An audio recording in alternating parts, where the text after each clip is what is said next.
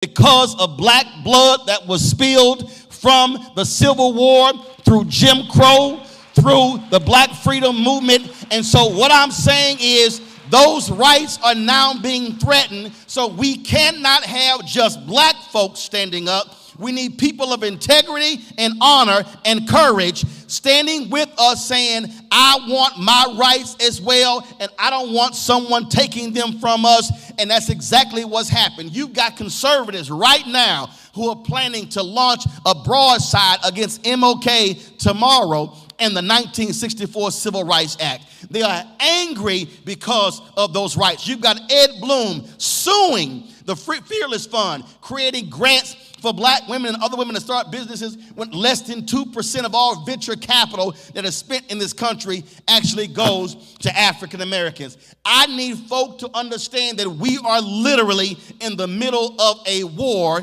and as Papa Pope said on Scandal, too many of us are walking around with bombs going off and thinking we're dancing in a field of lilies. At some point, folk have got to recognize there is a fight truly for the soul of America, for the soul of North Carolina, for the soul of Charlotte. You have got to decide right now whether you want to be in this fight or you want to simply be an observer. Now is not the time for us to come in this church, celebrate King, have artwork, have writings, and say, oh my God, how he was wonderful, if you are not willing to do what he was willing to do.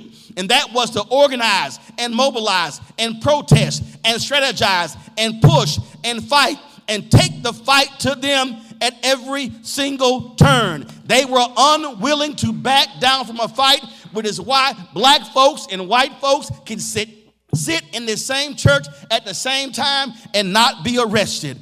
We need this generation to wake up and to understand you might have to take off your Hugo Boss or your Armani suits and take off your St. John and take off your Louboutins and realize you got to be in this fight, in this battle, because we cannot allow these folk to roll us back to the old days. And if you need to understand what it means, then my frat brother Vertner Woodson Tandy said it best: we will fight until hell freezes over, and then we will fight on the ice.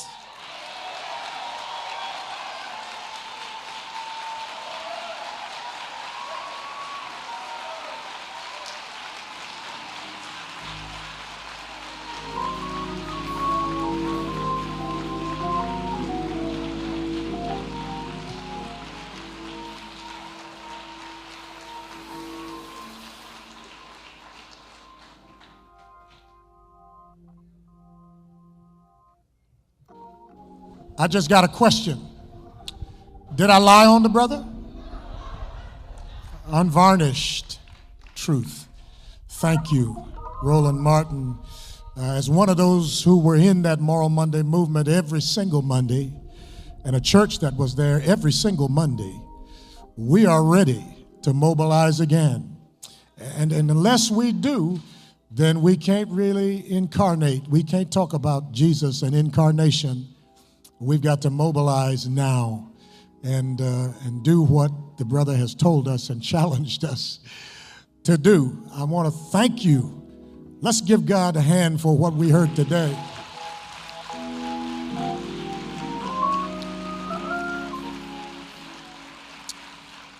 I want to say thank you to some other people as well. I want to say thank you to the Apex, digital worship and social media team from the field.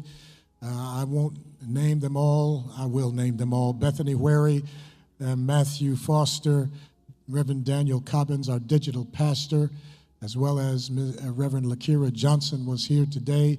Brother Julian Sobers. Who did I leave out, y'all?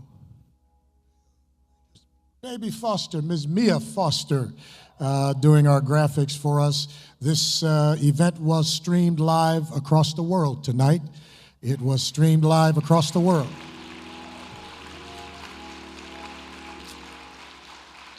And to thousands and thousands of people here in the Charlotte Metropolitan Statistical Area, we thank you for your work. I want to thank these great pastors who are here tonight from leading this unity choir. I'm Pastor Demond Miller and Pastor Ben Boswell, two of my dear, dear friends. Can you churches who came together?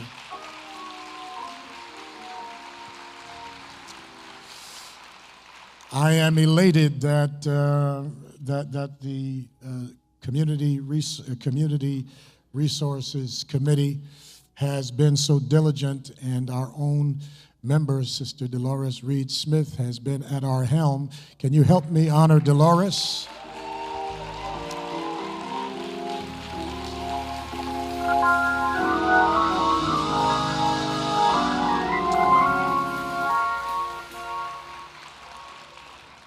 And I want to thank this marvelous committee: Patricia Amianpong, Dr. Ben Boswell, Terry Bradley, Leslie Briggs, Karen Gibson, Malcolm Graham, Lara B. Harris, Leland Howard, Carlinia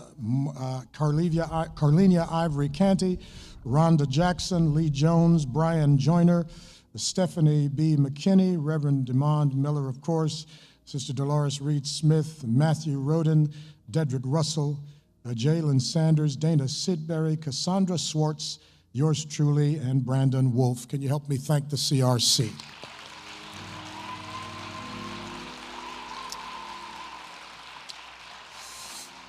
In the spirit of community involvement, I want to say a couple of things. Number one, Roland has gone out to the front lobby of the church to make some of his books and readings available to us.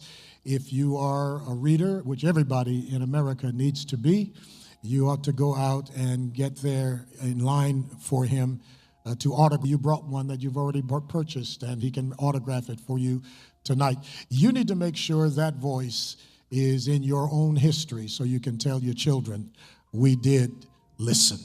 We did listen. I'm so grateful to see all the electeds here, my dear sister, Luana, and I saw my Nasif back there. I saw lots of people. I want to say thank you to all of you.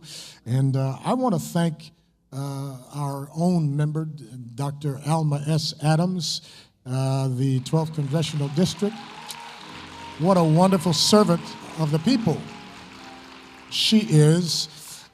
She will be telling us the state of the district, and we have been sending out across our media the flyer for that meeting, and she is here with some materials out there as well to share with you about the state of the district. We got to be informed, family, about what's happening, and if you're like we are 100% voting church, and so if you vote, if you are caring about what is happening in the community, you need to see our sister tonight. Is that all right? Amen. Well, thank you very, very much.